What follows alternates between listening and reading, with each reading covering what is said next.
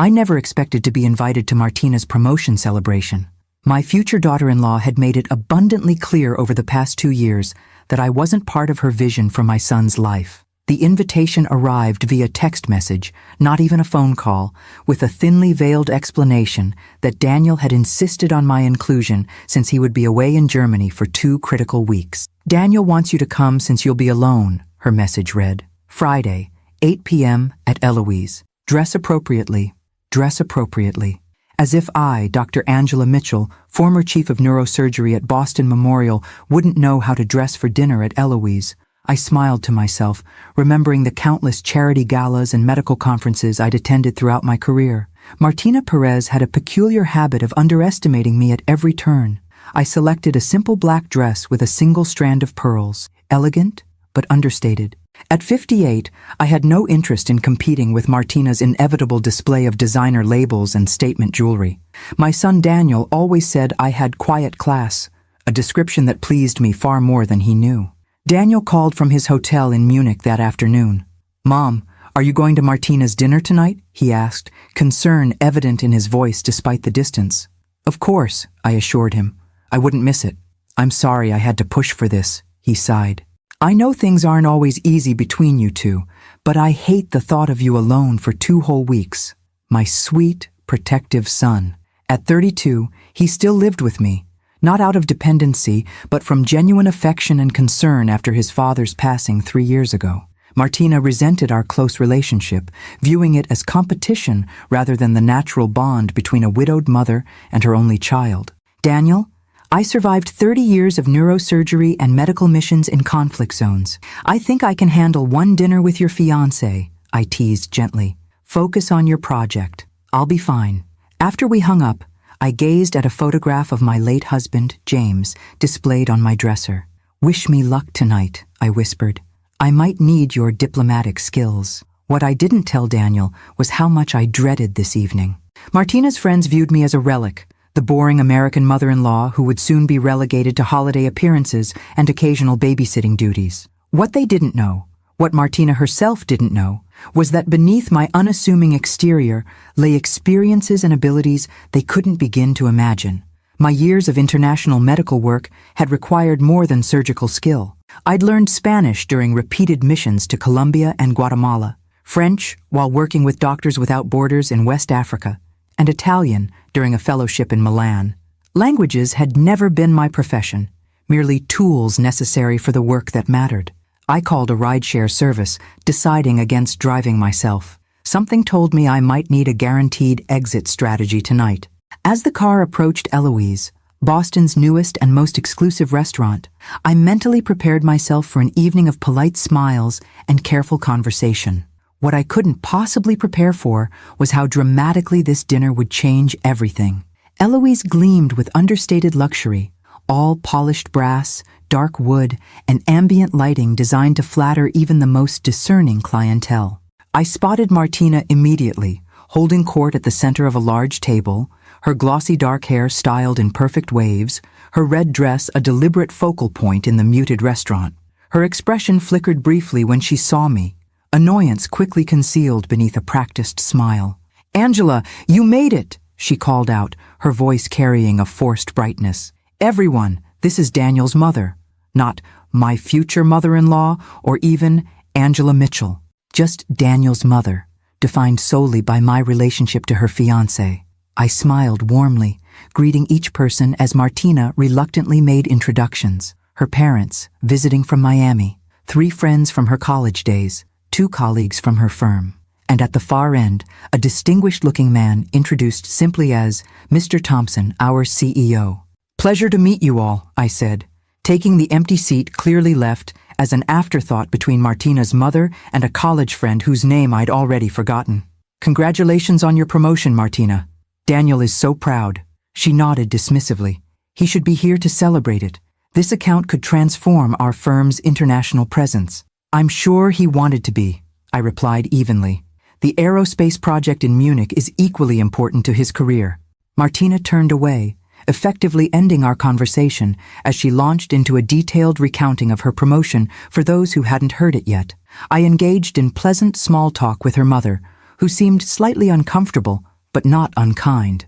The first subtle shift occurred during the appetizer course. Martina, animatedly describing a challenging client situation, paused mid-sentence and switched to Spanish. Tengo que aguantar a esta vieja vaca toda la noche, she said to her friends, rolling her eyes in my direction. Miren cómo come, tan lenta y aburrida como todo lo que hace. I have to put up with this old cow all night. Look how she eats, as slow and boring as everything she does. Her friends laughed nervously, while her parents exchanged uncomfortable glances. Mr. Thompson, focused on his food, seemed oblivious to the sudden language switch. I simply continued eating, maintaining a pleasant expression. After 30 years of surgery, I'd mastered the art of keeping my face neutral under pressure. Emboldened by my apparent ignorance, Martina continued, switching to Spanish whenever she wanted to make a cutting remark about my appearance, my outdated hairstyle, my boring career. Su voz me vuelve loca, she complained during the main course. Chillona como un chihuahua. No sé cómo Daniel la soporta. Her voice drives me crazy. Squeaky like a chihuahua. I don't know how Daniel stands it. By dessert, she had grown increasingly blatant, describing to her laughing friends how she planned to ensure I would rarely visit once they were married. La pondré en un asilo tan pronto como sea posible, she declared. Daniel necesita cortar el cordón umbilical. I'll put her in a nursing home as soon as possible. Daniel needs to cut the umbilical cord. Throughout it all, I maintained my composure, engaging politely with others at the table in English, pretending oblivion to the running commentary about me. I noticed Mr. Thompson watching me with an unreadable expression during one of Martina's particularly vicious tirades. Did he understand Spanish too? As the evening wound down and people began gathering their things, I decided the moment had arrived. I stood slowly, ensuring I had everyone's attention. Martina, quiero agradecerte por invitarme esta noche. I began in perfect Spanish, watching her face drain of color. Es interesante que me compares con una vaca, ya que representan fuerza, nutrición y sustento en muchas culturas. Quizás sea un cumplido involuntario. Martina, I want to thank you for inviting me tonight. It's interesting that you compare me to a cow, as they represent strength, nourishment, and sustenance in many cultures. Perhaps it's an unintentional compliment. The table fell silent. Martina's mother covered her mouth in shock. Switching seamlessly to French, I continued. Quant à ma voix de chihuahua, ces petits chiens sont connus pour leur loyauté féroce et leur longévité. Deux qualités que je valorise énormément, surtout dans les relations familiales. As for my chihuahua voice, these small dogs are known for their fierce loyalty and longevity. Two qualities I value greatly, especially in family relationships. Martina's friends stared open-mouthed. Her father looked down at his plate. Finally, I shifted to Italian. Il vero carattere di una persona raramente si rivela quando è circondata da chi la ammira, ma piuttosto quando crede di poter sminuire gli altri senza conseguenze. Mio figlio sceglierà il suo cammino, ma spero sinceramente che trovi qualcuno che dimostri rispetto non solo quando è conveniente, ma anche quando crede che nessuno stia guardando. A person's true character is rarely revealed when surrounded by those who admire them, but rather when they believe they can belittle others without consequences. My son will choose his own path, but I sincerely hope he finds someone who shows respect, not only when it's convenient, but even when they think no one is watching. I returned to English for my conclusion. Thank you all for a lovely evening. Martina, congratulations again on your promotion. I'm sure you've worked very hard for it.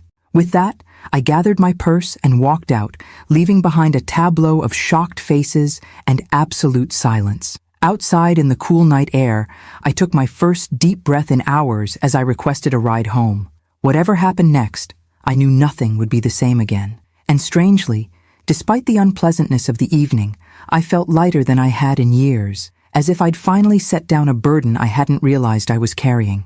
I didn't tell Daniel about the dinner. When he called the next day, I simply said it had been an interesting evening and changed the subject to his project in Germany. He sounded relieved that I'd attended and that there had been no overt conflicts, at least none that I was reporting. Martina didn't contact me at all in the days that followed. I hadn't expected her to.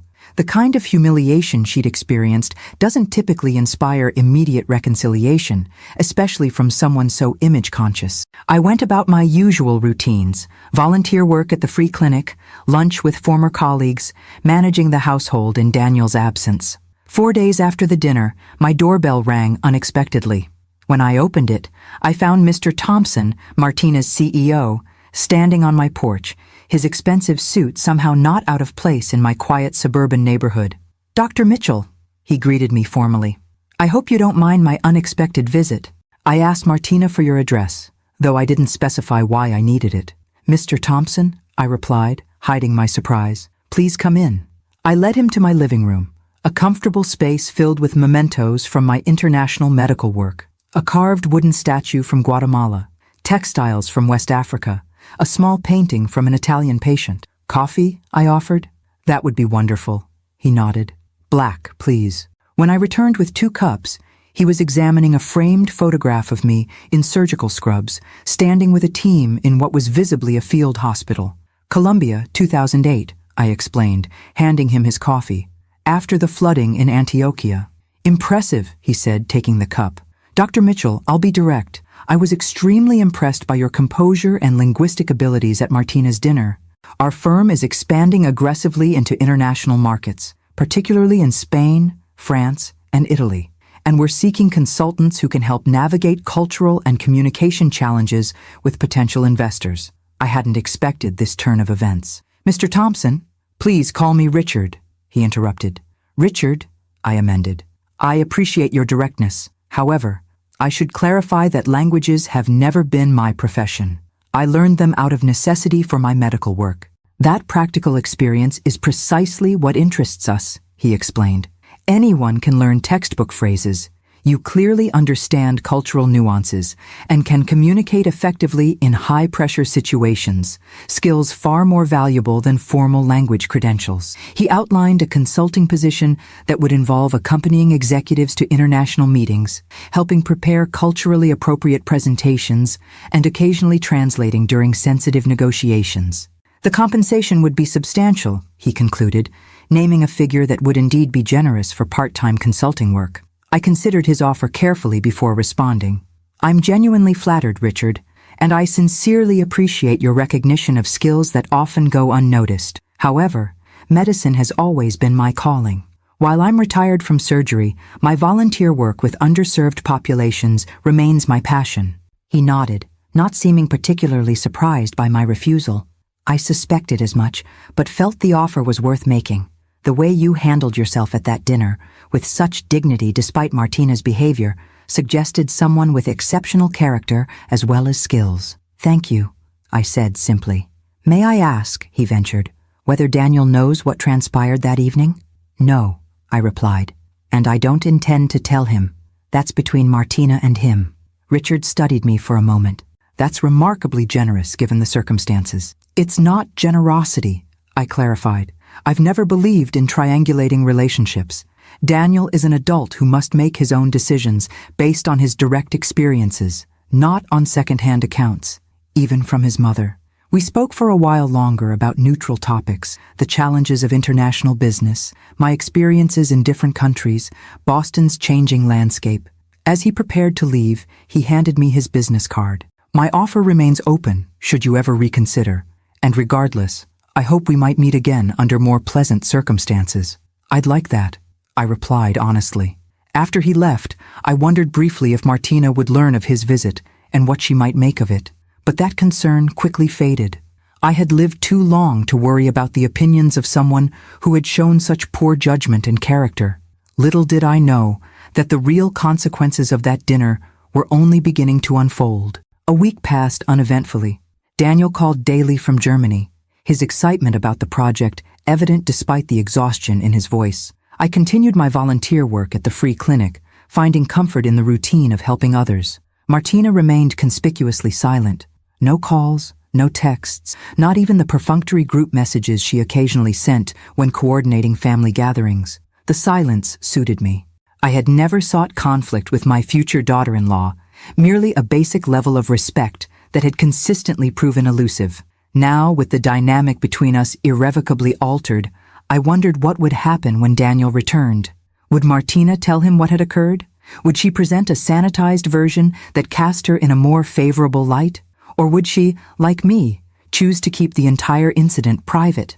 I received my answer on a rainy Tuesday afternoon. I was preparing dinner when my doorbell rang for the second unexpected time that week. Through the peephole, I saw Carlos, one of Daniel's closest friends since college. Though he hadn't attended the fateful dinner, he was close with several of Martina's friends who had been present. "Carlos," I greeted him warmly. "What a nice surprise. Come in out of this rain." He stepped inside, removing his wet jacket, his expression uncharacteristically serious. Carlos had always been the light-hearted one in Daniel's friend group, quick with jokes and seemingly incapable of maintaining a somber mood for long. "Dr. Mitchell," he began formally, which immediately alerted me that this wasn't a casual visit. "I need to talk to you about something important." I led him to the kitchen, where the scent of simmering soup created a homey atmosphere at odds with his evident discomfort. "Would you like some tea? Or something stronger, perhaps?" "Tea is fine," he replied, settling at the kitchen island. "I can't stay long." As I prepared 2 cups, he gathered his thoughts. "I don't know if I should be doing this," he finally said. "But I can't not do it either, you know? Whatever it is, Carlos, just say it plainly," I encouraged him. He took a deep breath. "Everyone's talking about what happened at Martina's dinner. I wasn't there, but Alex and Sophia were, and they told me everything." He looked up at me, a mixture of admiration and concern in his eyes, "about what Martina said in Spanish and how you responded in 3 languages. I set his tea before him. "I see. That's not all," he continued. "Martina has been calling everyone who was there, making them promise not to tell Daniel. She's terrified he'll find out what she said about you." This didn't surprise me. Martina had always been meticulous about managing her image in Daniel's eyes. What did surprise me was Carlos's next statement. "I'm going to tell him when he gets back," he declared firmly. "Daniel's been my friend for 15 years. He deserves to know what kind of person he's planning to marry." I took a thoughtful sip of my tea before responding. "May I ask why you're telling me this in advance?" Carlos fidgeted with his cup. "I guess I wanted to know if you'd object. If you had some reason for keeping it quiet that I'm not seeing." He looked up at me directly. "But also to say that I've always thought you were amazing, Dr. Mitchell. Daniel talks about you all the time. Your work, your strength after losing Mr. Mitchell, everything. The way you handled Martina's disrespect, it just confirmed what he's always said. His loyalty to my son touched me deeply. Carlos, I appreciate your concern and your friendship with Daniel. I chose not to tell him because I believe relationships should be navigated directly, not through third-party reports." I paused, considering my next words carefully. "However, I won't ask you to keep secrets from him.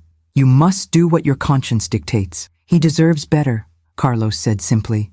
"Not just in how his future wife treats his mother, but in the kind of person he shares his life with. Someone who mocks people behind their backs and then tries to cover it up?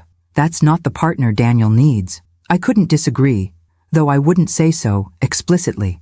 Daniel is intelligent and perceptive. I've always trusted him to make his own decisions, even when I might have chosen differently for him. Carlos stayed only a short while longer, declining my offer of soup with an apologetic smile. As I showed him out, he turned at the door. "Daniel gets back Saturday, right?"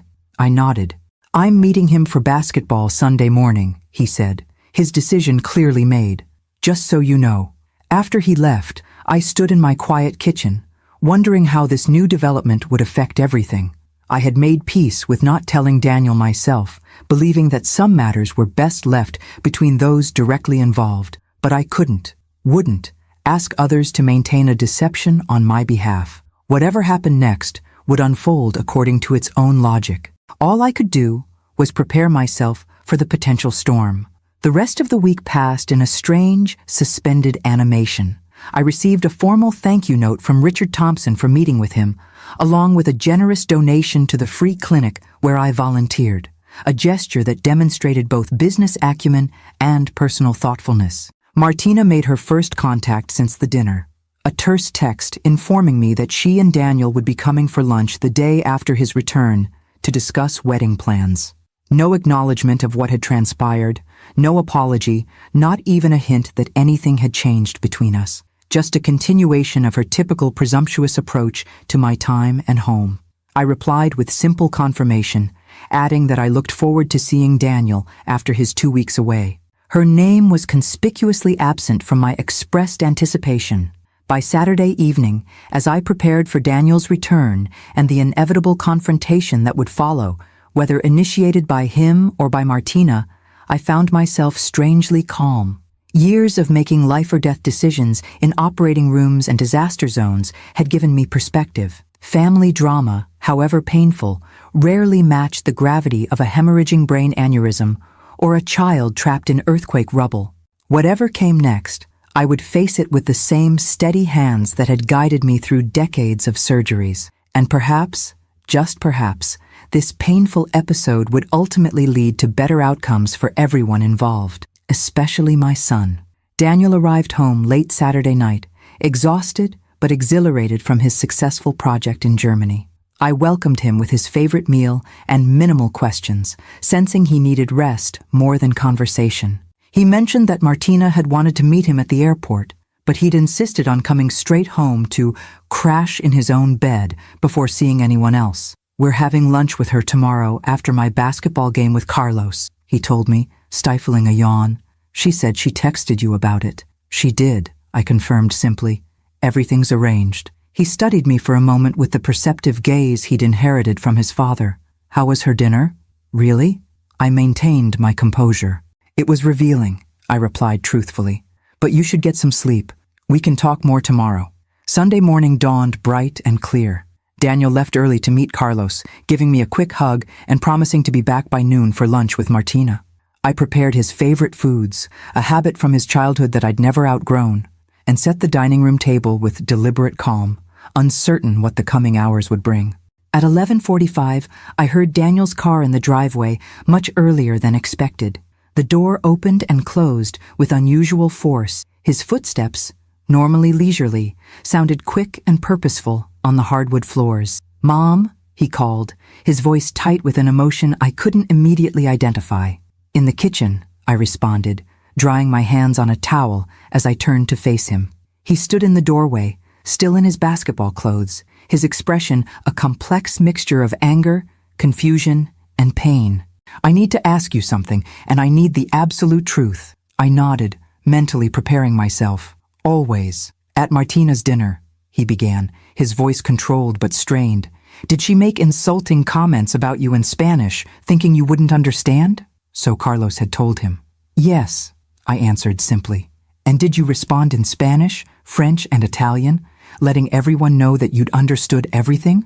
"Yes." He ran a hand through his hair, a gesture so like his father's that it momentarily caught my heart. "Why didn't you tell me?" This was the question I'd been anticipating, the one that required the most careful answer. "Because it was between Martina and me. Because you were focused on an important project thousands of miles away.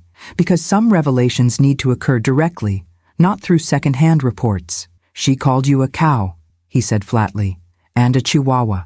She told her friends she was going to put you in a nursing home as soon as we were married. His voice broke slightly.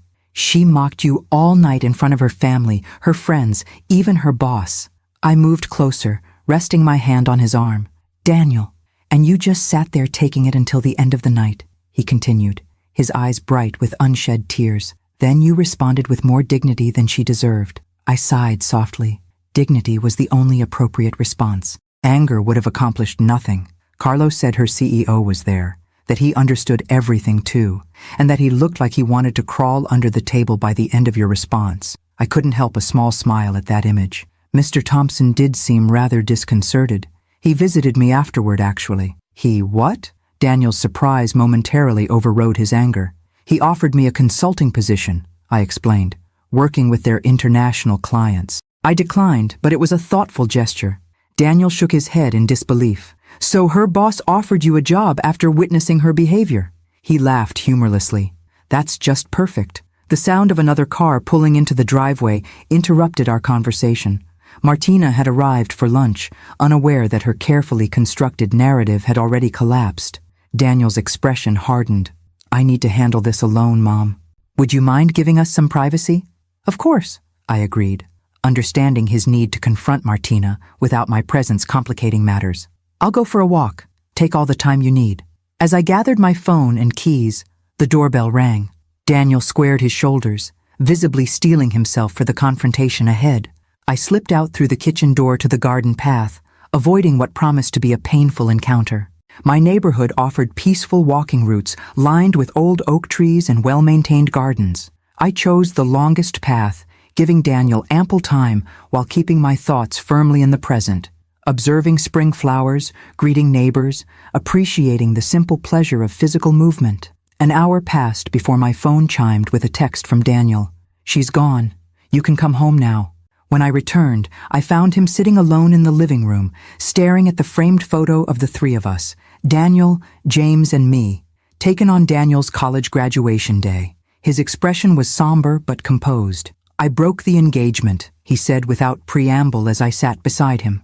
I nodded, neither expressing approval nor offering platitudes. This was his decision, and he needed no validation from me. "She denied it at first," he continued. "Said Carlos was lying, that her friends were exaggerating, that you had misunderstood her Spanish." He shook his head. When I didn't believe her, she switched to saying it was just harmless joking that you took too seriously. "A common defense," I observed neutrally. Then she cried, said she was just stressed about the promotion, about wedding planning, about me being away. His expression hardened again. When none of that worked, she got angry. Said that you and I have an unhealthy relationship, that you've manipulated me my whole life, that you deliberately humiliated her to drive us apart. I remained silent, allowing him to process the experience in his own way.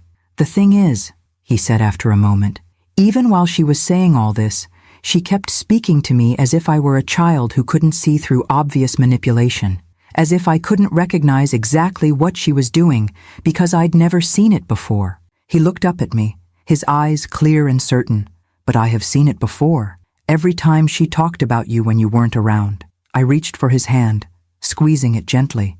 "I told her it was over," he continued, "that I couldn't marry someone who would disrespect my mother, or anyone that way, who would lie so easily, then try to manipulate me when caught." He exhaled slowly. "She didn't take it well." "I imagine not," I said softly. "She said she'd call me when I was thinking clearly again," he added with a grimace, as if this were just a temporary tantrum she needed to wait out. We sat in companionable silence for a while, the weight of what had happened settling around us. Finally, Daniel turned to me with a curious expression. "Mom, why didn't you ever tell me you speak 3 languages fluently?" I smiled slightly. 4, actually. I can manage decent German as well, though it's a bit rusty. He shook his head in amazement. "How did I not know this about my own mother? They were just tools for my work, Daniel, like knowing how to use different surgical instruments. Necessary, but not particularly noteworthy." "I'm starting to think," he said slowly, "that there's a lot more to you than I've ever realized." I smiled at my son, this thoughtful man who had just made a painful but principled decision. Perhaps there's more to both of us than Martina ever understood. The following weeks brought a strange new reality. Daniel's broken engagement created ripples beyond our immediate family circle, affecting his social connections, professional relationships, and daily routines. Martina, true to her word, called repeatedly during the first few days, her approaches cycling predictably through tearful pleas, angry accusations, and calculated reasoning. When none succeeded, she attempted to enlist mutual friends as intermediaries, efforts that faltered when those same friends had witnessed or heard about her behavior at the dinner. Daniel handled the situation with a maturity that made me quietly proud. He remained firm in his decision while refusing to vilify Martina publicly, simply stating that they had fundamental differences in values that couldn't be reconciled. When pressed for details by well-meaning but curious friends, he would say only that sometimes you see someone clearly for the first time and you can't unsee it. I maintained my own discretion, deflecting questions with practiced ease.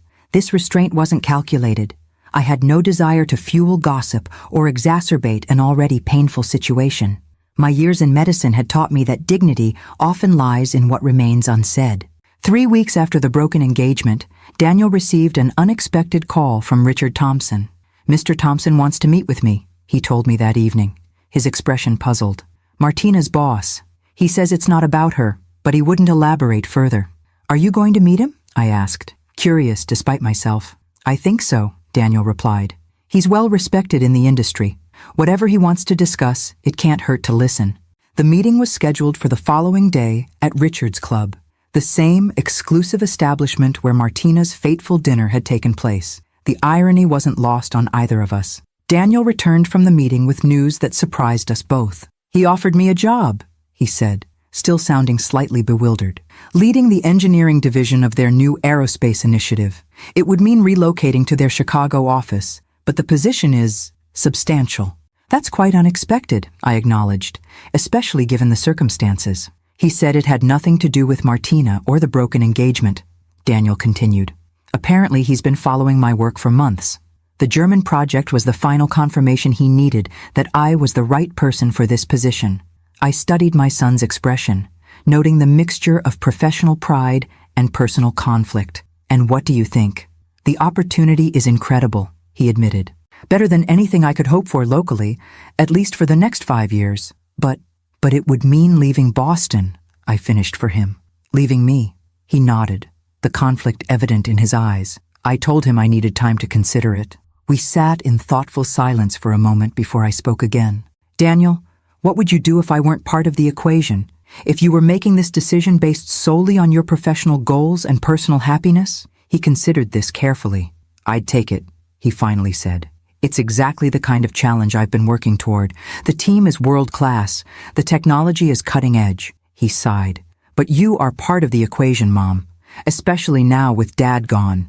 I don't want to leave you alone." "I've never wanted to be the reason you limit yourself," I said gently. "Not when you were 18 and considering colleges, not when you were 24 and debating that fellowship in California, and certainly not now." "It's different now," he insisted. "After Dad died. After your father died," I interrupted softly. "I grieved. We both did. And having you close during that time was a tremendous comfort." I reached for his hand. "But James would be the first to tell you that building your life around protecting me from loneliness isn't what either of us would want for you." Daniel's expression suggested he remained unconvinced. "What would you do if I moved to Chicago?" It was a fair question, one I'd been contemplating since he first mentioned the offer. "I'd continue my volunteer work at the clinic. I'd perhaps increase my involvement with the Medical Mission Planning Committee.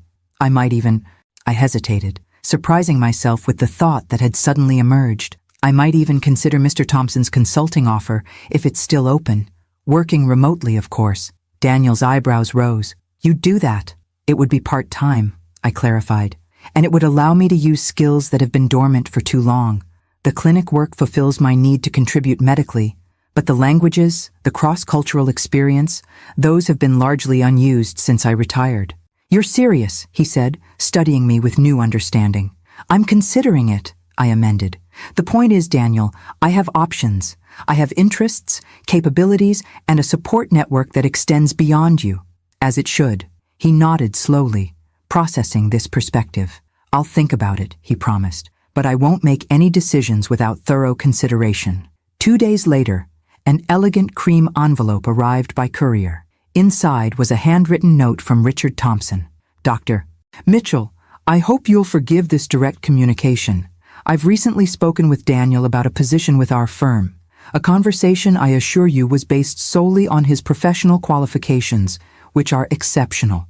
I understand his hesitation regarding relocation, given your close relationship. While I would never presume to influence family matters, I wanted to reiterate that my offer to you remains open, with flexible terms that could accommodate remote work and a schedule of your choosing. Perhaps you might consider visiting our Chicago offices together, allowing both of you to explore possibilities without immediate commitment. With sincere respect, Richard Thompson." The note was thoughtful, strategic, and subtly persuasive, exactly what one would expect from a successful CEO. I found myself smiling at his approach, appreciating both its transparency and its underlying recognition of what truly mattered to Daniel. That evening, I placed the note on the kitchen counter where Daniel would see it when he returned from his run. This wasn't a decision I could or should make for him, but I could ensure he had all relevant information. When he found it, he read it twice before looking up at me. "He's persistent," he observed with a hint of admiration. "He's successful for a reason," I replied. "Good leaders recognize talent and find ways to acquire it." Daniel tapped the note thoughtfully. "Would you consider it?" Going to Chicago to look at their operation? I would, I answered honestly. Not because I want to influence your decision, but because I'm genuinely curious about the opportunity he's proposing for both of us. A slow smile spread across Daniel's face, the first unguarded smile I'd seen since the broken engagement. Then let's go to Chicago. As I prepared for bed that night, I found myself reflecting on the strange, unpredictable path that had led us here. What had begun with Martina's cruel comments in Spanish had somehow opened doors neither Daniel nor I had anticipated. The painful revelation of her true character had freed him from what would have been an unhappy marriage, and perhaps, just perhaps, it had also freed me from the comfortable but limited role I'd occupied since retirement. Sometimes, I thought, as I drifted toward sleep, the most hurtful moments contain unexpected gifts, not because the hurt itself has value, but because how we respond to it can lead us to places we might never otherwise have discovered. Chicago greeted us with its characteristic blend of Midwestern warmth and urban sophistication. Richard had arranged for a car to meet us at the airport, a driver who navigated the city's congested streets with practiced ease while pointing out landmarks and neighborhoods we passed. Our accommodations, a sleek two-bedroom suite in a downtown hotel overlooking Lake Michigan, reflected the same thoughtful attention to detail that had characterized all our interactions with him thus far. "This is a bit more elaborate than I expected for a job interview," Daniel observed as we settled into the spacious living area between our separate bedrooms. "It's not just a job interview," I reminded him. "It's a recruitment strategy. There's a difference. You sound like you've been on the other side of this process," he noted with curiosity. I smiled slightly. "I've headed a few recruitment committees in my time. The best surgical talent doesn't just appear at your door. You have to convince them that your hospital offers something unique." I gestured at the impressive view. "The principle is the same, just with different trappings." Our itinerary for the next 2 days was carefully structured, yet not overwhelming. Morning meetings at the company headquarters, afternoon tours of residential neighborhoods that might interest Daniel, and evening dinners with key team members he would be working with. For me, Richard had arranged separate meetings with the International Relations Department, along with a visit to a free medical clinic similar to the one where I volunteered in Boston. To understand the local healthcare landscape, the briefing material explained, and explore potential volunteer opportunities should you decide to relocate. The implication was clear without being presumptuous. They wanted both of us, and they'd thought carefully about what would matter to each of us individually. The company headquarters occupied the upper floors of a gleaming skyscraper in the downtown business district. As we entered the soaring lobby with its marble floors and contemporary art installations, I sensed Daniel's growing excitement. This was a world-class operation, and the opportunity to lead a division at his age represented a significant career acceleration. Richard met us personally, extending the courtesy of greeting me first, despite Daniel being the primary recruitment target. "Dr. Mitchell, I'm delighted you could join us. And Daniel, welcome to what I hope might become your professional home." The morning unfolded with precision. Daniel was whisked away to technical meetings and facility tours, while I was introduced to Helena Vasquez, the Director of International Relations. "Richard speaks very highly of your linguistic abilities and cross-cultural experience," she began, as we settled in her elegantly appointed office. "Though I understand your background is in neurosurgery rather than business." "That's correct," I confirmed. "Languages were tools for my medical work, not my primary expertise." "In my experience," Helena replied with a knowing smile, "the most valuable consultants are those who've applied their skills in high-stakes real-world situations rather than theoretical contexts. A surgeon who can explain complex medical procedures to frightened patients in their native language understands communication on a level that most business professionals never achieve." We spent the next 2 hours discussing the company's international expansion goals, the specific cultural challenges they'd encountered, and the role they envisioned for someone with my unique combination of experiences.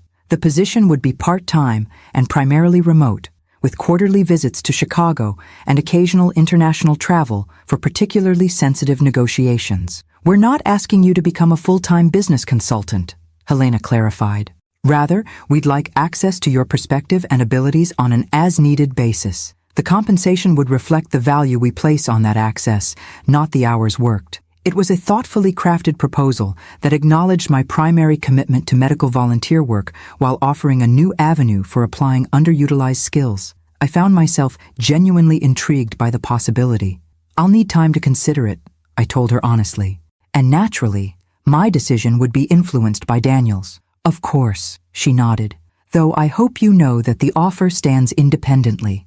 Richard was impressed by you before he ever met your son." The scheduled tour of the local free clinic proved equally enlightening.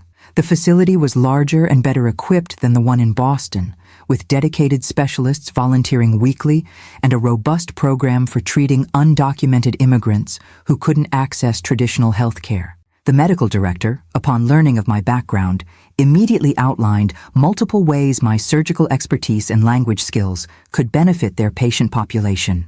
"We have a significant Spanish-speaking community," she explained, "and our French-speaking African immigrant population has grown substantially in recent years. Volunteer physicians who can communicate directly with patients are worth their weight in gold."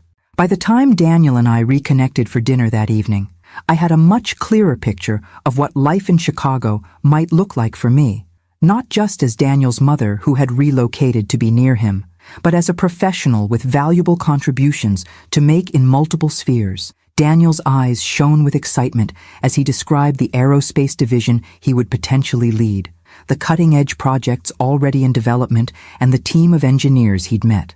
"They're brilliant," he enthused, "truly world-class. And the resources, Mom, they have testing capabilities I've only dreamed of accessing. The simulation lab alone is years ahead of anything I've worked with."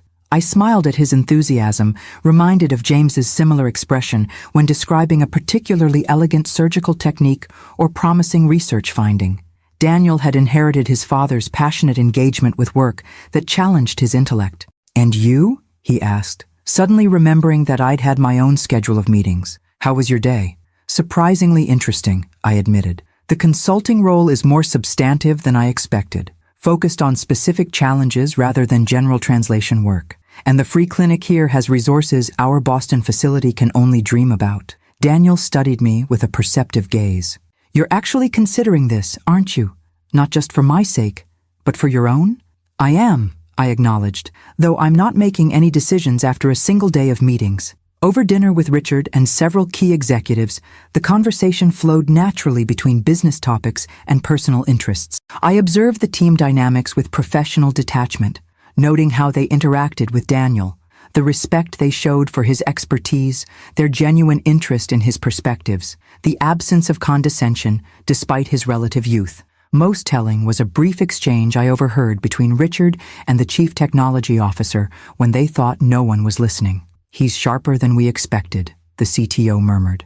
"Could be running the whole division within 5 years if he delivers." "Exactly why we need him," Richard replied quietly. "And his mother is equally impressive. Different field entirely, but the same analytical mind and ethical core." I pretended not to have heard, but the assessment pleased me, not for the personal compliment, but for the recognition that they saw Daniel for his true potential, not merely as an immediate asset. Our second day followed a similar pattern, with neighborhood tours added to give us a sense of daily life in Chicago. By the time we boarded our flight back to Boston the following morning, both of us had considerably more information than when we'd arrived. "No pressure for an immediate decision," Richard had assured us at our final meeting. "Take whatever time you need. Both positions will remain open until you've reached your conclusions." On the plane, Daniel turned to me with an unexpectedly serious expression. "I'm going to take the job," he said quietly. "But I need to know honestly, would you be coming to Chicago because you want to, or because you don't want me to worry about leaving you alone?" I considered my answer carefully, knowing its importance. "Both have influenced my thinking," I admitted. "I won't pretend your presence in Chicago wouldn't be a significant factor, but the opportunities there, both the consulting work and the medical volunteer possibilities, are genuinely appealing in their own right." I met his gaze directly. "I wouldn't relocate my entire life solely to ease your conscience, Daniel. I respect both of us too much for that." He nodded, seemingly satisfied with my sincerity. "Then I think we might be starting a new chapter." As our plane descended toward Boston, the city that had been our home for so many years, I found myself filled with an unexpected sense of anticipation. Change at my age wasn't something I'd been seeking, yet here it was, a new city, New professional challenges, new ways to apply skills I'd thought might remain dormant through my retirement years. All because Martina had called me a cow in Spanish, never imagining I would understand every word. Life's turning points rarely announce themselves in advance. They arrive disguised as ordinary moments, insults casually delivered, small decisions that cascade into transformative changes. Perhaps that's why resilience matters so much, not just to weather the painful moments, but to recognize the opportunities hidden within them. The decision to relocate unfolded in practical stages rather than emotional declarations. Daniel formally accepted Richard's offer, negotiating a start date 6 weeks out to allow for a thoughtful transition. I contacted a respected real estate agent who had helped several of my medical colleagues, arranging to list my house, our family home for over 20 years, by the end of the month. These pragmatic steps somehow made the monumental change feel manageable, breaking an overwhelming life transformation into discrete, actionable tasks. Still, sorting through decades of accumulated memories proved more emotionally taxing than I had anticipated. "Do you want to keep Dad's medical journals?" Daniel asked one Saturday morning as we tackled James's study, a room I'd largely left untouched since his passing. I ran my fingers along the leather-bound spines, each volume representing years of my husband's meticulous documentation of cases, research findings, and professional observations. No, I finally decided, but they shouldn't be discarded. Contact the medical school library. They maintain archives of distinguished faculty members' papers. Daniel nodded, carefully boxing the journals. "And these?" He indicated a shelf of framed photographs. James with surgical residence at medical conferences, receiving awards. "Select a few meaningful ones for yourself," I suggested. "I'll do the same. The rest we'll photograph digitally and let go. We can't bring everything to Chicago." This became our weekend ritual, systematically evaluating possessions not just for practical value, but for emotional significance. What deserved physical space in our new lives? What could be preserved digitally? What could we release entirely? The process proved unexpectedly liberating. Each decision, each carefully packed box or donation to charity, felt like preparation for something new rather than abandonment of the past. News of our impending relocation spread quickly through our respective circles. My medical colleagues expressed surprise tinged with admiration. "I never imagined you leaving Boston," Dr. Eleanor Chen, my former surgical resident and now chief of neurosurgery herself, commented over coffee. "But then, you've always defied conventional expectations." "Have I?" I asked, genuinely curious about this perception. "Absolutely," she nodded emphatically. Female neurosurgeon in the 1980s, balancing motherhood with department leadership, pioneering minimally invasive techniques when everyone else was resistant, and now reinventing retirement completely. She smiled warmly. "You've been my professional role model for 20 years, Angela. This just confirms I chose well." Daniel experienced similar reactions from his engineering colleagues, initial surprise, followed by understanding once he explained the exceptional opportunity. Several even asked him to keep them in mind if his new division expanded further.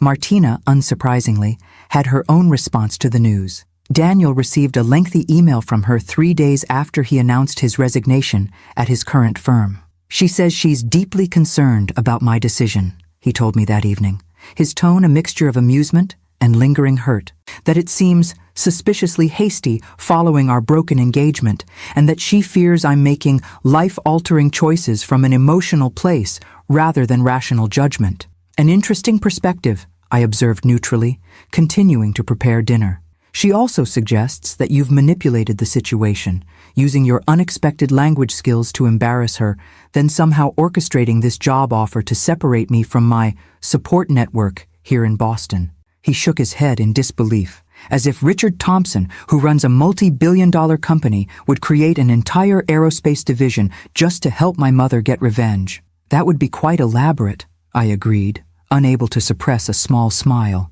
"The most revealing part," Daniel continued, scrolling through the message, "is where she says she's willing to overlook past misunderstandings and reconsider our future together if I'll return to rational thinking and decline the Chicago position." He looked up, his expression hardened, as if her conditional acceptance should be incentive to abandon the career opportunity of a lifetime.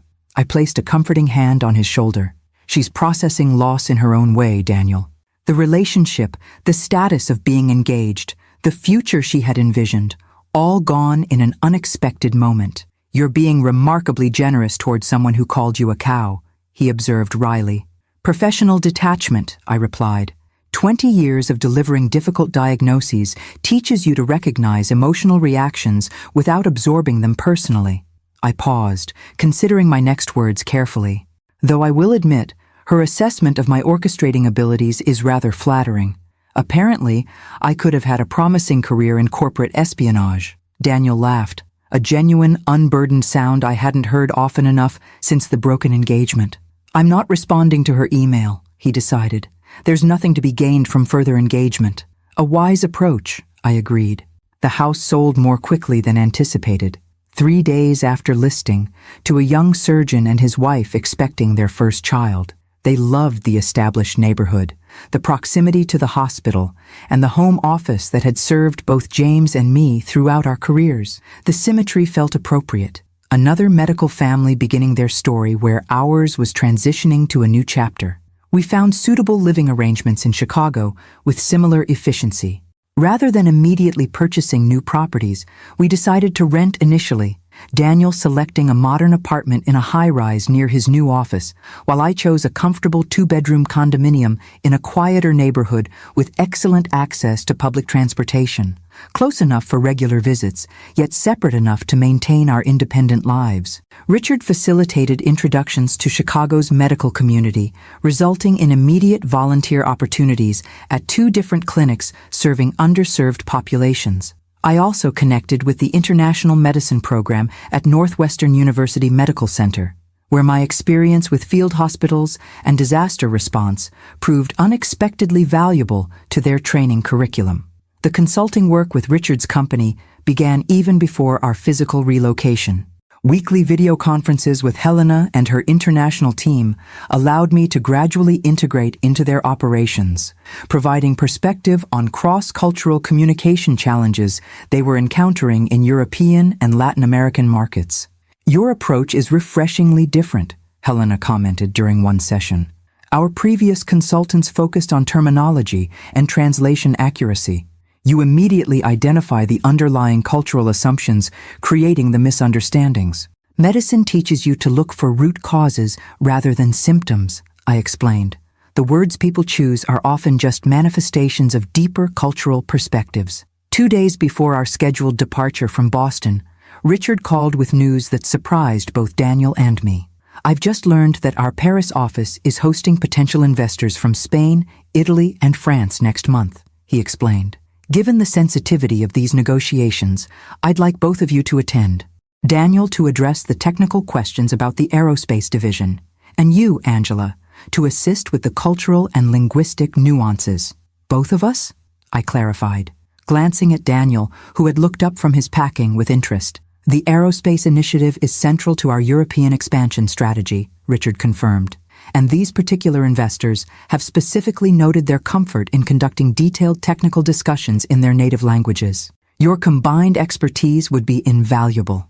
After concluding the call, Daniel and I exchanged looks of amused disbelief. Paris, he said, for our first official assignment together.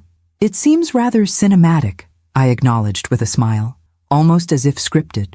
If Martina knew about this, it would absolutely confirm her conspiracy theories, Daniel laughed. My mother, the master manipulator, orchestrating international business trips. Let's add it to my growing list of shadowy accomplishments, I suggested dryly. Right after secretly fluent in multiple languages and covertly influences Fortune 500 CEOs. On our final evening in Boston, after the moving company had taken the last of our boxed possessions and we were camping in empty rooms with just suitcases and air mattresses, Daniel ordered takeout from our favorite local restaurant. We sat on the floor of what had been our living room, eating directly from containers and sharing memories of the house. Remember when Dad tried to install those bookshelves himself? Daniel asked, gesturing to the now empty wall where James's disastrously uneven attempt had eventually been replaced by professional carpentry. He was so determined, I recalled fondly. 3 advanced degrees, could perform microscopic surgery on the human brain, but completely defeated by a level and power drill. He would have loved this, you know, Daniel said after a thoughtful pause. Not just the Chicago opportunity, but seeing you embrace something completely new at this stage of life. He would have been first in line to help pack, I agreed. Your father never feared change. He considered it the only reliable constant in life. As darkness fell on our last night in the house that held so many memories, I found myself filled not with melancholy, but with genuine anticipation. Tomorrow would bring the formal beginning of our new chapter. New city, new professional challenges, new possibilities neither of us had imagined when Martina had issued her ill-fated dinner invitation. To unexpected fluency, Daniel proposed, raising his paper cup of wine in a makeshift toast. And to mothers who continue to surprise their grown children. To new beginnings, I added, touching my cup to his, and to the remarkable ways they sometimes find us. Chicago in autumn proved more beautiful than I had anticipated. The vast expanse of Lake Michigan shifted colors with the changing light, steel gray in early morning, brilliant blue under midday sun, lavender and gold as evening approached. The city itself pulsed with energy that somehow felt different from Boston's more reserved rhythm, broader, bolder, less constrained by tradition and history. Our separate living arrangements worked well for both of us. Daniel threw himself into his new role with characteristic intensity, often working late as he absorbed the complexities of the aerospace division he now led. I established my own routines. Volunteer work at the medical clinic 3 mornings a week, consulting sessions with Helena's international team most afternoons, and exploration of my new city during whatever time remained. The promised Paris trip materialized 6 weeks after our relocation. We traveled separately, Daniel departing directly from a conference in Germany, while I flew from Chicago, upgrading to business class using points accumulated during my surgical career, but rarely utilized until now. Richard had arranged accommodations at a discreet boutique hotel near the company's Paris office, elegant, without ostentation, the kind of establishment that catered to discerning business travelers rather than tourists. My suite overlooked a small courtyard garden, providing unexpected tranquility in the heart of the bustling 8th arrondissement. Daniel and I met for dinner the evening before our scheduled meetings, comparing notes on our respective preparations. He had spent the day reviewing technical specifications and investment projections, while I had refreshed my French medical terminology, which differed significantly from the business vocabulary I would need for these negotiations. Nervous? He asked, as we enjoyed expertly prepared coq au vin at a restaurant Richard had recommended. Appropriately alert, I corrected with a small smile. This isn't brain surgery. No one will die if I conjugate a verb incorrectly. True, he acknowledged, though there are millions of dollars potentially at stake. A different kind of pressure, I agreed.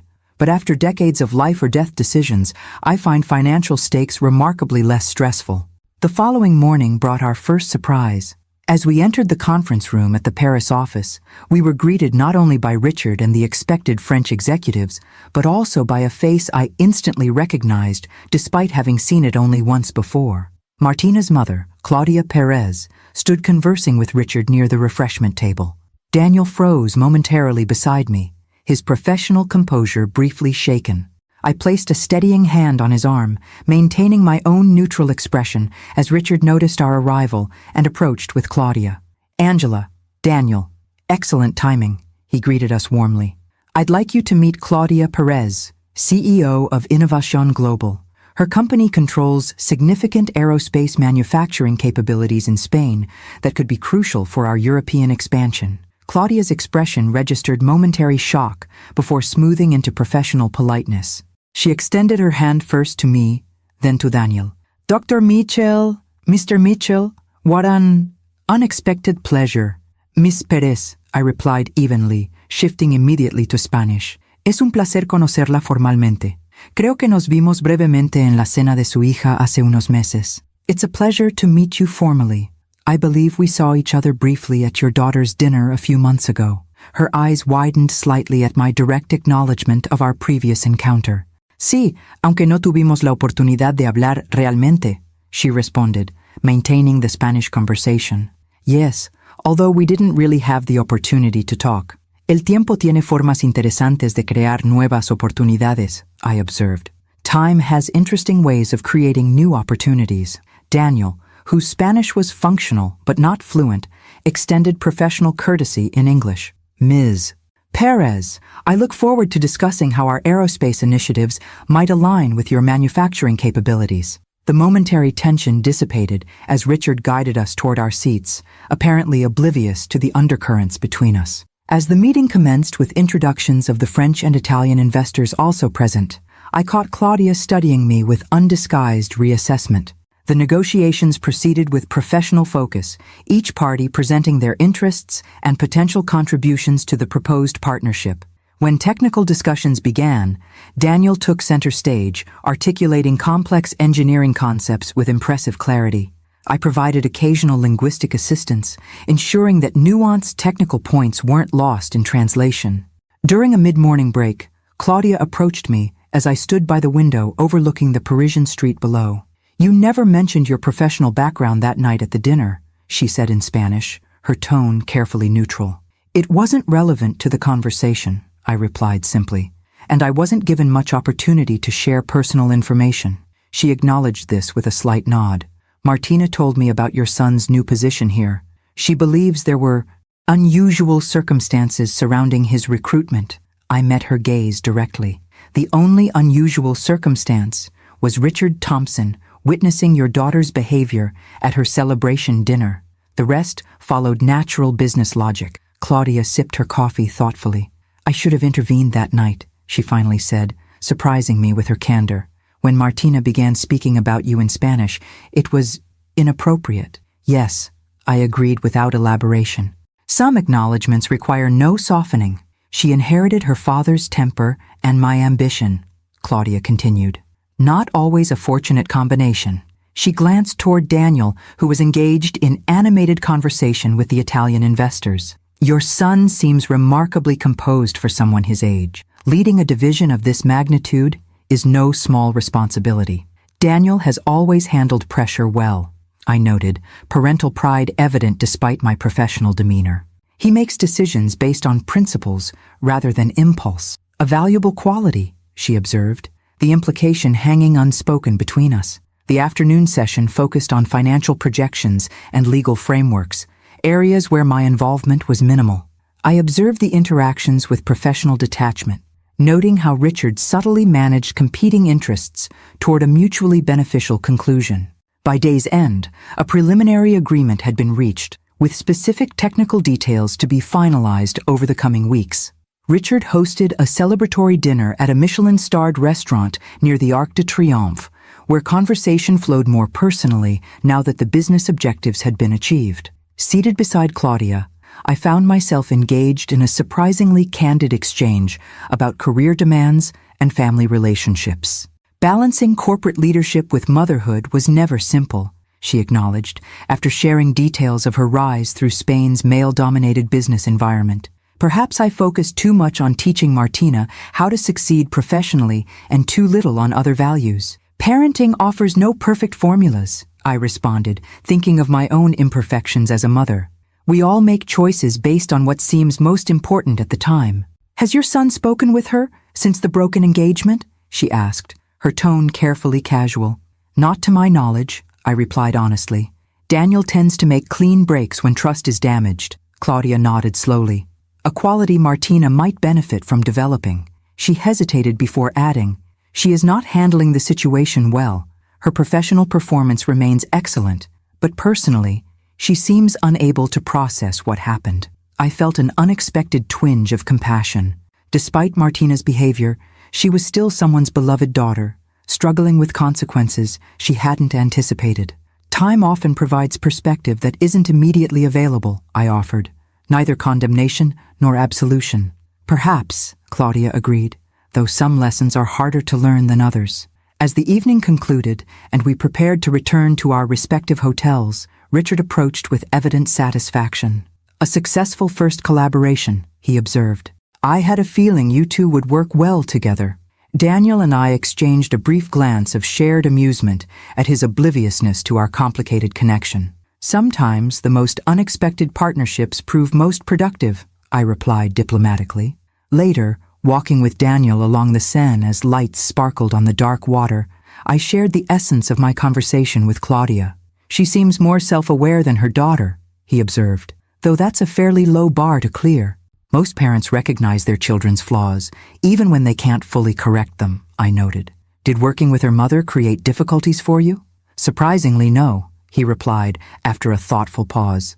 Claudia is clearly competent and straightforward. Nothing like Martina in a professional context. He glanced at me with curiosity. What about you? Was it uncomfortable navigating that unexpected connection? It was illuminating, I decided. Seeing the mother helped me better understand the daughter, not excuse her behavior, but contextualize it. We stopped at a viewing point overlooking the illuminated Notre Dame Cathedral, its reconstructed spire reaching skyward after the devastating fire years earlier. Life rarely follows expected paths, I mused, gesturing toward the cathedral. Destruction sometimes leads to renewal. Painful endings create space for new beginnings. Very philosophical, Mom, Daniel teased gently. Blame Paris, I replied with a smile.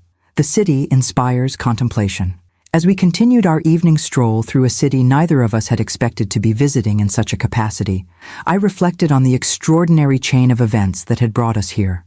A cruel comment in Spanish at a dinner table had triggered a sequence that transformed both our professional trajectories and now, improbably, placed us in direct business relationship with the mother of the woman who had inadvertently catalyzed everything. If I believed in fate, I might have seen some cosmic symmetry in this development.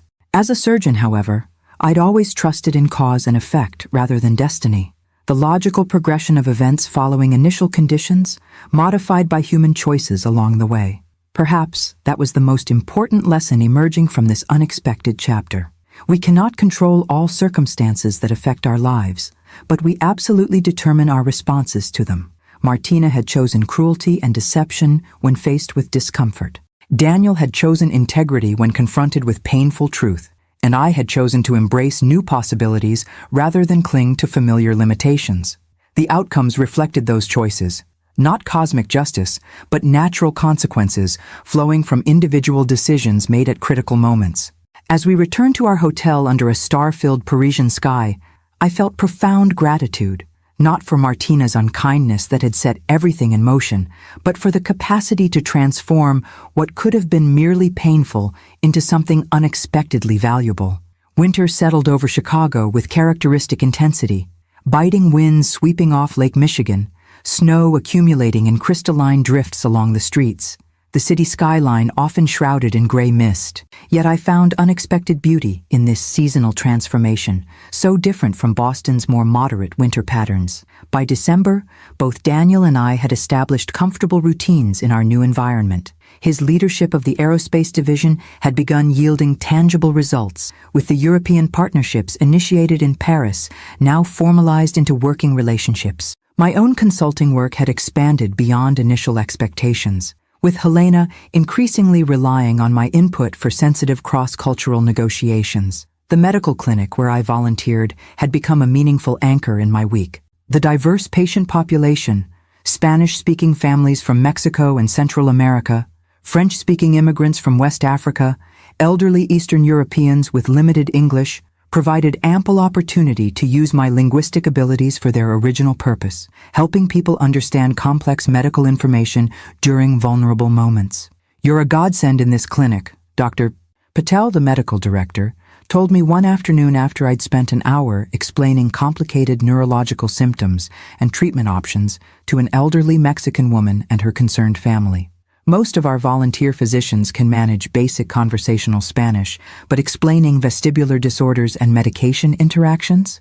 That's another level entirely.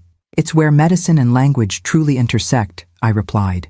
Technical accuracy matters, but so does cultural context and emotional nuance. Our first Christmas season in Chicago brought both challenges and unexpected joys. The absence of familiar traditions and locations initially created a sense of dislocation.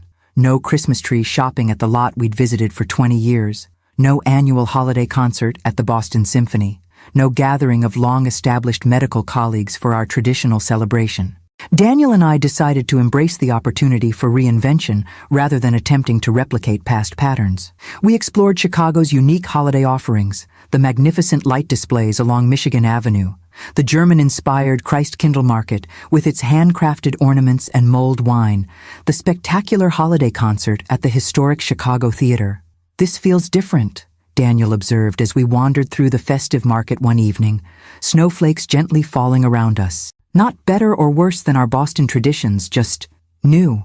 "That's the essence of transition," I replied, watching children's faces light up as they discovered the intricate Christmas pyramids and nutcrackers at a German vendor's stall.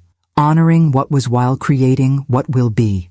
Richard invited us both to the company's holiday gala, an elegant affair at the Chicago Art Institute, with the magnificent Thorn miniature rooms specially illuminated for the season. As we entered the grand hall, I was surprised to find Helena approaching with a distinguished-looking man I didn't recognize. "Angela, I'm delighted you could attend," she greeted me warmly. "I'd like you to meet someone I think you'll find interesting. This is Dr. Marcus Rivera, Chief of Neurosurgery at Northwestern Memorial." The distinguished gentleman extended his hand with a professional smile. "Dr. Mitchell, your reputation precedes you. Helena mentioned you've been consulting with the company while also volunteering at the community clinic." "That's correct," I confirmed, immediately assessing him with the instinctive evaluation surgeons develop for their peers. His handshake was firm, but not aggressive. His eye contact direct but respectful. Positive indicators in my experience. "I understand you pioneered several minimally invasive techniques for cranial-based tumors," he continued. "Your paper on the endonasal approach to pituitary adenomas fundamentally changed our procedural protocols here at Northwestern." I was momentarily taken aback that he was familiar with my surgical publications. "That research was completed nearly a decade ago. Quality work endures," he replied simply. "Which brings me to a proposition I'd like to discuss. Our International Neurosurgery Fellowship Program is expanding with participants from Spain, France, and several Latin American countries. We've been searching for someone with both the surgical expertise and linguistic abilities to serve as a clinical advisor." "I'm retired from surgical practice," I reminded him. "This role wouldn't involve performing surgery," he clarified. "Rather, supervising fellows, reviewing cases, and facilitating communication between international participants and our attending physicians. Your unique combination of neurosurgical expertise and language fluency would be invaluable." As Dr. Rivera outlined the position in greater detail, I found myself unexpectedly intrigued. It represented a perfect bridge between my past surgical career and my current language-focused activities, teaching the next generation of neurosurgeons while utilizing the communication skills that had become increasingly central to my professional identity. "I'd need to maintain my current commitments," I explained, thinking of both the consulting work and my volunteer clinic hours. "We're envisioning this as a part-time position," he assured me. 2 days weekly would be sufficient, with flexibility around your other responsibilities. When Daniel joined us, moments later, Helena made introductions before tactfully steering Dr. Rivera toward another conversation, giving Daniel and me a moment alone. "You look intrigued," Daniel observed perceptively. "New opportunity?" I explained the fellowship advisory position, surprised by my own enthusiasm as I outlined the possibilities it presented. "You should do it," Daniel encouraged immediately. "It's perfect, combining your surgical background with your languages in an educational context. It would mean restructuring my schedule again," I noted, mentally calculating how to balance multiple professional commitments. "Mom," Daniel said with gentle amusement, 6 months ago you were supposedly retired, living a quiet life in Boston. Now you're consulting for an international corporation, volunteering at a medical clinic, and potentially advising neurosurgical fellows at a major teaching hospital. I think you've officially failed at traditional retirement." His observation made me laugh with genuine delight. "Your father always said I was constitutionally incapable of true retirement. He predicted I'd find new outlets for my energy rather than actually slowing down." "Dad knew you well," Daniel smiled. "He'd be thrilled to see you embracing all these new challenges." As the evening progressed, I found myself engaged in stimulating conversations with various colleagues from both Richard's company and Chicago's medical community. The initial awkwardness of being newcomers had faded, replaced by growing connections to our adopted city and its professional networks. Near midnight, as the celebration continued around us, Daniel and I stepped outside onto the museum's terrace for a moment of quiet reflection.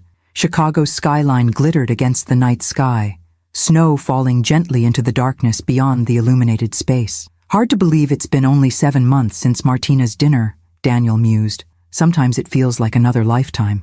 Perspective changes quickly when circumstances shift dramatically, I observed. The human mind adapts more readily than we often expect. Have you heard anything about her? He asked, surprising me with the question. Nothing directly, I replied honestly. Though Claudia mentioned during a video conference last week that Martina has accepted a position with their Madrid office. Apparently, she requested the transfer herself. Daniel nodded thoughtfully. Probably for the best, a fresh start, somewhere new. That's something we understand well now, I noted. A comfortable silence settled between us as we watched snowflakes swirl in the light from the terrace lanterns. After a moment, Daniel spoke again, his tone reflective. You know what I realized recently? If Martina hadn't made those comments in Spanish, if you hadn't responded in 3 languages and created that moment of revelation, none of this would have happened. He gestured broadly, encompassing not just the gala, but everything our new lives entailed. My career advancement, your consulting work and medical involvement, our entire Chicago chapter, all stemming from that single catalytic moment. Life's turning points rarely announce themselves in advance, I replied. They often arrive disguised as ordinary moments or even painful experiences. I wonder if she knows, Daniel mused, how her attempt to mock you secretly ended up transforming both our lives for the better. I doubt she views it through that lens, I said, thinking of what little I knew about Martina's current situation. People rarely recognize their role in others' transformation stories, especially when the narrative doesn't center them favorably. As we returned to the celebration inside, I found myself reflecting on the extraordinary journey of the past year. What had begun with cruel words in Spanish had culminated in this moment, standing in one of Chicago's cultural treasures, surrounded by new colleagues and possibilities, my son thriving professionally beside me, both of us engaged in work that challenged and fulfilled us in unexpected ways. The final conversation of the evening came as we were preparing to leave. Richard approached with 2 flutes of champagne, offering a private toast away from the larger gathering. To new beginnings and unexpected journeys, he proposed, raising his glass, and to the remarkable ways language can change lives, sometimes through understanding, sometimes through revelation. The knowing glint in his eye suggested he had always been more aware of the Martina connection than he had let on. You knew from the beginning, didn't you? I asked directly. About what happened at that dinner. His slight smile confirmed my suspicion. Let's just say I recognize valuable talent when I see it, whether demonstrated through professional expertise or through handling difficult situations with exceptional grace. As Daniel and I shared a taxi home through snow-covered streets, I felt a sense of completion that had nothing to do with endings and everything to do with proper alignment, like a complex surgical procedure where the final suture brings all elements into their correct relationship. Martina had unwittingly given me a gift that evening months ago. Not through her intended cruelty, but through creating circumstances that revealed possibilities I might otherwise never have discovered. Her mistake, assuming I wouldn't understand her Spanish insults, had ultimately opened doors for both Daniel and me that we hadn't even known existed. There was a certain poetic justice in that outcome, though I took no pleasure in whatever difficulties Martina might be experiencing in Madrid. True resolution doesn't require another's suffering. Only the recognition that our responses to adversity often matter more than the adversity itself. As we arrived at my condominium building, Daniel hugged me goodnight with unusual intensity. "Merry Christmas, Mom," he said softly. "I'm so glad we're here, in Chicago, in this moment, in this new chapter, together." "So am I," I replied with complete sincerity. Every unexpected word of it. 1 year to the day after Martina's fateful dinner, I found myself in an unexpected location, standing before an audience of medical students and international fellows at Northwestern Memorial Hospital, delivering a guest lecture on cross-cultural communication in neurosurgical settings. The fellowship advisor position, Dr. Rivera had proposed during the holiday gala, had evolved into a more comprehensive role than either of us had initially envisioned, encompassing not just clinical oversight, but also formal educational components. The language of medicine is universal in its technical aspects, I explained to the attentive faces before me, but the language of healing transcends mere terminology. It requires understanding cultural contexts, family dynamics, and the unique narratives patients bring to their medical experiences. As I guided these brilliant young surgeons through case studies illustrating how linguistic and cultural awareness could dramatically improve patient outcomes, I felt a deep sense of professional fulfillment, unlike anything I'd experienced since retiring from active surgical practice. This wasn't simply teaching technical skills, it was transmitting wisdom accumulated through decades of practice in circumstances these students could barely imagine. Dr. Mitchell, a Colombian neurosurgical fellow, asked during the Q&A session, "How did you develop such precise medical Spanish? The colloquialisms and regional variations you use when speaking with patients from different Latin American countries are remarkably specific." I smiled, considering how to answer without delving into the complete story that had led me here. "Necessity and immersion," I replied. "Working in field hospitals throughout Central and South America taught me that textbook Spanish wouldn't suffice when explaining complex procedures to frightened patients. Each community has its own vocabulary for describing neurological symptoms. Learning those differences became as important as knowing the proper surgical instruments. What I didn't share was how those seemingly peripheral skills had unexpectedly become central to my current professional identity, or how a young woman's cruel attempt to mock me in Spanish had catalyzed the chain of events leading to this podium. After the lecture, Dr. Rivera joined me for coffee in the hospital's faculty lounge, his expression reflecting genuine satisfaction. "The international fellows can't stop talking about your sessions," he informed me. "We've had renowned neurosurgeons visit before, but never one who could switch seamlessly between 4 languages while maintaining both technical precision and emotional intelligence. It's been surprisingly rewarding," I acknowledged. "Different from performing surgery myself, but fulfilling in ways I hadn't anticipated." "I've been meaning to ask," he said, changing subjects with casual curiosity, "how you connected with Richard Thompson's organization initially. It seemed an unusual transition from neurosurgery." The question caught me slightly off guard. Over the past year, I had developed a standard explanation for my consulting role, a simplified narrative focusing on my international medical experience and language skills without mentioning the uncomfortable catalyst that had actually initiated the connection. But something about this moment, perhaps the anniversary of that pivotal dinner, perhaps the genuine connection I'd developed with Dr. Rivera as a respected colleague, prompted me toward greater candor. "It began with my son's former fiancée insulting me in Spanish at a dinner, not realizing I understood every word," I said, surprising myself with the directness of my response.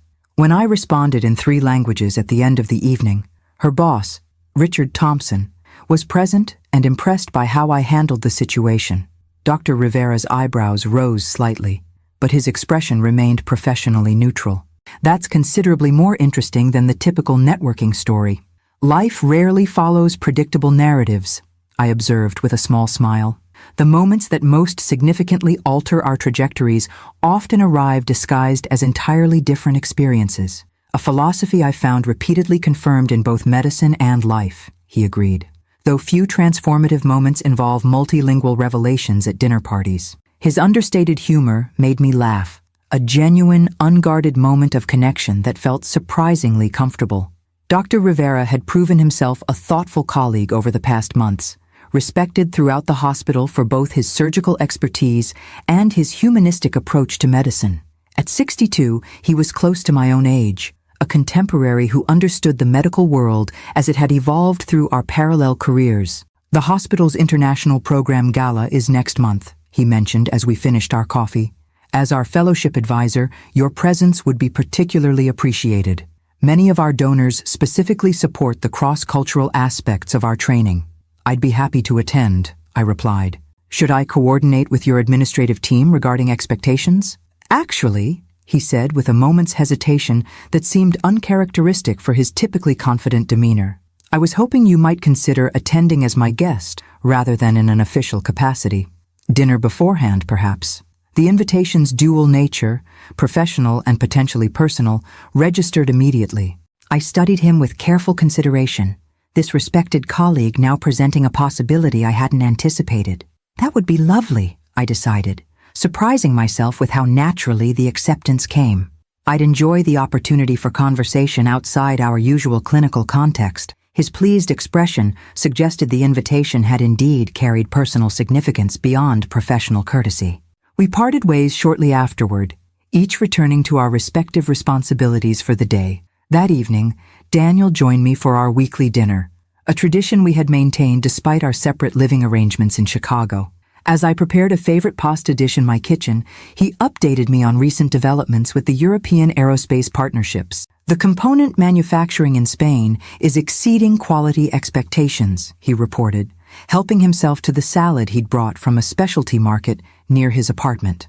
Claudia Perez personally oversaw the implementation of our specifications, which apparently is unusual for someone at her executive level. She strikes me as quite hands-on for a CEO, I observed, remembering my interactions with Martina's mother during various video conferences over the past year. Detail-oriented in a way that reminds me of certain surgeons I've known. Speaking of which, Daniel segued smoothly, how was your lecture today? Full house? Standing room only, surprisingly.